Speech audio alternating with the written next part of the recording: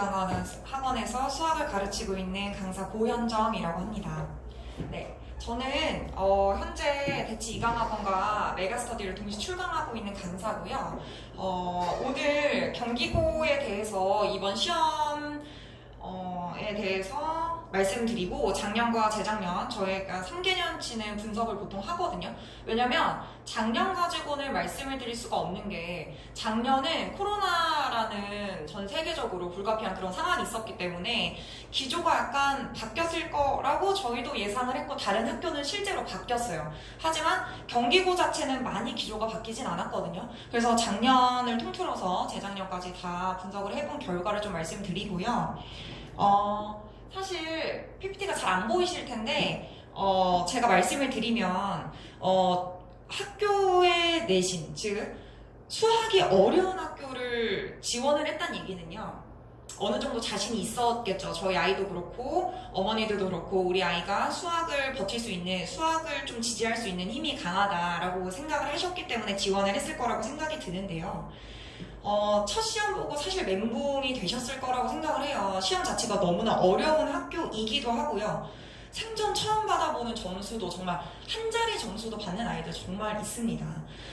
사실 한 자리로 쭉 찍은 아이들이 20점대 막 이렇게 많은 경우도 있는데 사실 그 코어 힘이라는 게 한 번에 생기진 않을 거라고 생각이 들어요. 그리고 사실은 내신은요, 전략을 어떻게 짜느냐가 굉장히 중요한데 작년 코로나로 인해서 인강 시장, 그리고 본인이 혼자 공부하겠다는 아이들 굉장히 많았을 거라고 생각이 들어요.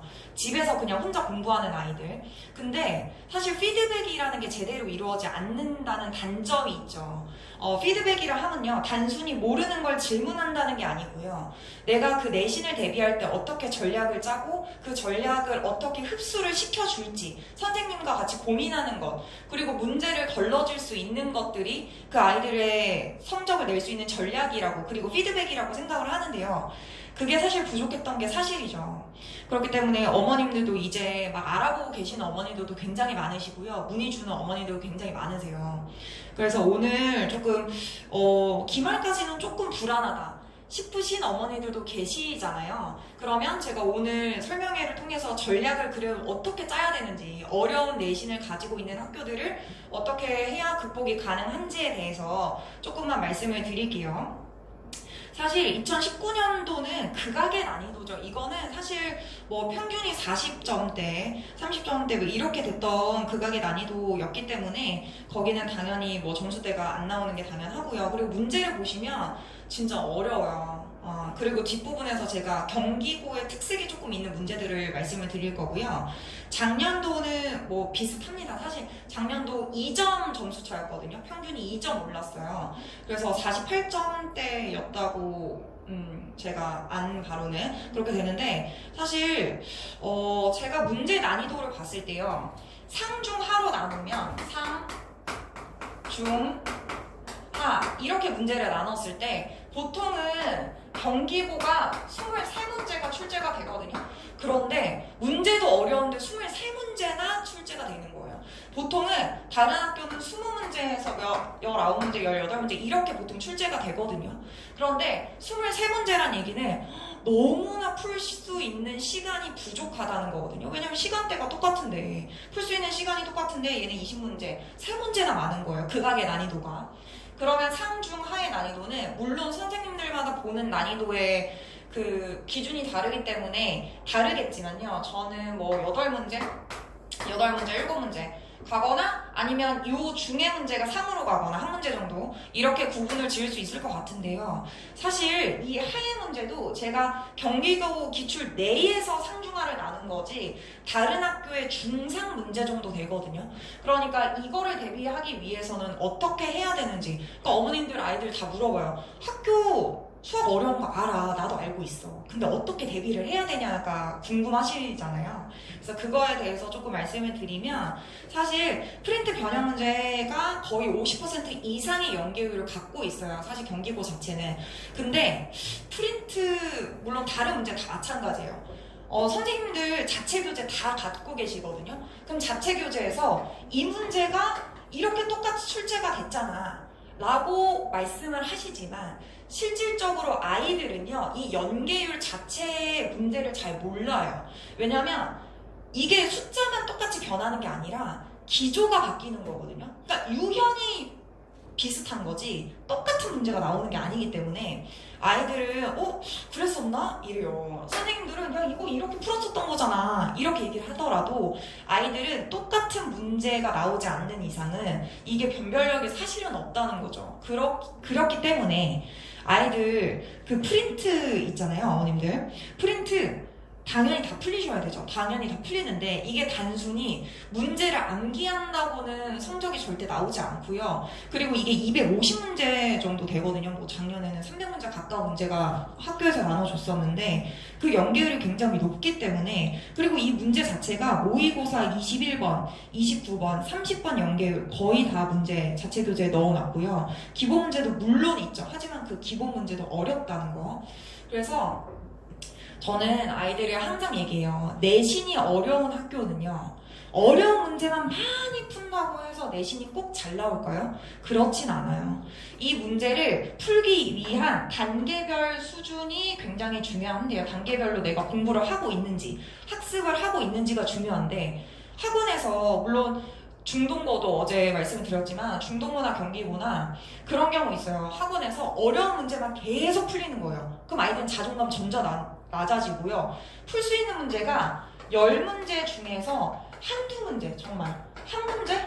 두 문제? 이렇게만 풀 수 있는 아이들이 실질적으로 많아요. 우리 아이가 1등급, 2등급 컷의 안정권으로 있다. 그러면 당연히 이런 문제 풀이 좀 풀겠죠. 반점 이상은 풀겠죠. 하지만 우리 아이가 10문제 중에 한두 문제만 풀 수 있는 실력을 갖고 있는데 계속 어려운 문제만 푼다? 결국에는 성적이 나오지 않습니다. 그렇기 때문에 단계별로 내가 이 문제를 풀고 이 문제를 풀 때 어떻게 코어 힘을 기를 수 있는지 그거를 조금 생각을 해주셨으면 좋겠고요. 그리고 제가 두 번째 또 말씀드리고 싶은 거는 일품과 블랙라벨 나오지 않습니다. 전략을 짜실 때 그거 풀지 마세요. 아이들에게도 풀지 말라고 해주시고 차라리 기출문제, 이 아이들 기출문제 3개년치 있죠, 학교. 왜냐면 경기고나 중동고 같은 경우에는요, 부심이 있어요. 자기 문제에 대한 부심이 있기 때문에 작년, 재작년에 연계된 문제가 1번하고 3번하고 섞어서 나오던가 뭔가 이렇게 연계돼서 계속 나오거든요. 재작년 2018년도의 문제가 작년에 출제됐던 것처럼 이렇게 기조만 조금 바뀌어가지고 문제가 똑같이 나와요. 그렇기 때문에 3개년치는 적어도 보고 들어가시는 게 차라리 일품과 블랙라벨을 푸는 것보다는 훨씬 도움이 되실 거예요. 그리고 또 하나 말씀드리면은 경기고 자체의 특성이 약간 있다고 아까 말씀드렸잖아요. 그 특성은 뭐냐면 1번부터 어려운 문제가 나와요. 헷갈리는 문제라고 하죠. 2번 문제가 갑자기 킬러 문제가 나와요. 이렇게 순서 배치가 고르게 분포되어 있지 않아요. 보통은 어려운 문제가 뒷부분에, 객관식의 뒷부분에 출제가 되고요. 앞부분에는 그냥 평이한 난이도, 그냥 뭐 B단계 정도의 문제가 나오는데 그렇지 않아요. 그럼 아이들은 어떻게 생각을 하냐면요. 이걸 모르고 이제 실전에 투입된 아이들은 2번부터 막히는 망했다. 멘붕이 오는 거예요. 그럼 2분에 10분을 써요. 2번에 10분, 뭐 3번에 5분 막 이렇게 써버리면 결국엔 서술형 손도 못 대고 나오는 경우가 많거든요. 그렇기 때문에 이 전략이라는 건 선생님들이 그 문제, 그 학교에 어떻게 네가 접근을 할 때 전략적으로 접근을 해야 되는지를 알려주는 거기 때문에 그런 전략적인 거를 조금 지금 알고 가셨으면 좋겠다는 말씀을 좀 드리고 싶고요. 그리고 제 수업 교재에 잠깐만 말씀을 드리면, 역시나 잘 안 보이지만 내가 말씀을 드리면, 아까 제가 이 레벨별 편성이 굉장히 중요하다고 말씀을 드렸잖아요. 근데 우리 아이가 1등급, 2등급의 안정권으로 들어가 있는 게 아니고 이 문제 자체를 푸는 게 어려워한다면 사실은 이 문제만 계속 풀리는 것보다는 중상의 레벨의 문제, 그리고 이론과 어떻게 접목되는지를 생각을 한 다음에 위로 올라가는 것이 훨씬 더 이 아이의 수학 성적을 올릴 수 있는 방법이 된다고 생각을 해주시면 됩니다. 그렇기 때문에 저는 주교재도 그렇고 부교재도 그렇고 모든 문제 구성을 다 A, B, C, 그러니까 난도를 다 나눠서 구성이 되어 있거든요. 그래서 우리 아이가 아직은 시스템 모든 문제가 다 어렵진 않아요. 그 선별해주는 작업도 저희가 하는 작업인데 어쨌든 아이들에게 이건 너가 풀 수 있어. 아이들의 수준이 다 다르기 때문에 이건 네가 풀 수 있어. 이 정도는 네가 할 수 있어. 생각을 좀만 해봐. 이렇게 저는 주교제도 그렇고 이렇게 부교제도 그렇고 모두 스텝을 나눠서 보통 다 구성을 해놨거든요. 그리고 마지막으로 제가 이 사입 부분은 다 넘어가고요. 이 부분 말씀드리면은 전에 거의 한 달 전부터는 매번 모의고사를 봅니다. 학교 모의고사 비슷한 유형의 문제를 보거나 아이들의 수준이 좀 다 다르기 때문에 수준에 따라서 조금 문제 유형을 잡아서 보기 때문에 50분 뭐 많게는 1시간도 주긴 하는데요. 그거는 문제 수가 조금 많을 때 그 정도를 주는 거고, 왜냐면 그 정도 버틸 힘이 또 되는지 집중력을 기를 수 있는 시간도 필요하기 때문에 그 정도는 제가 습관을 들이고요. 그 다음에 오답에 대한 부분은 당연히 너무나 100번, 1000번을 말씀드려도 중요한 게 변하지 않아요. 오답은 항상 보셔야 됩니다. 그리고 오답 노트 당연히 중요하고요. 근데 우리 아이가 10문제 중에 5문제, 6문제가 틀리는데 그 문제를 다 오답 노트를 해야 되느냐. 그거는 사실 무의미해요. 그 시간 자체가 조금, 그러니까 오답 노트라 하는 문제를 적고 그 문제의 풀이에 대한 정리를 막 하는 건데 그 시간이 조금 아까울 수 있어요. 그러니까 그거는 일단은 모아 놓으시고 그 문제를 뭐 선생님들이나 어머님들 집에서 뭐 계시면은 어머님들이나 조금 그 부분을 자체 편집을 해주시면 아이들이 조금 더 그 문제를 접근을 할 때 시간을 단축할 수 있다. 왜냐면 수학만 하는 게 아니기 때문에 아이들은 시간이 항상 부족해요. 그러니까 조력자가 필요한 거고, 그래서 지금은 한 달 정원이 아니기 때문에 한 달 반 정도 되기 때문에 시험을 볼 때 한 30분, 20분 정도의 미니 테스트를 지금은 현재 진행하고 있습니다.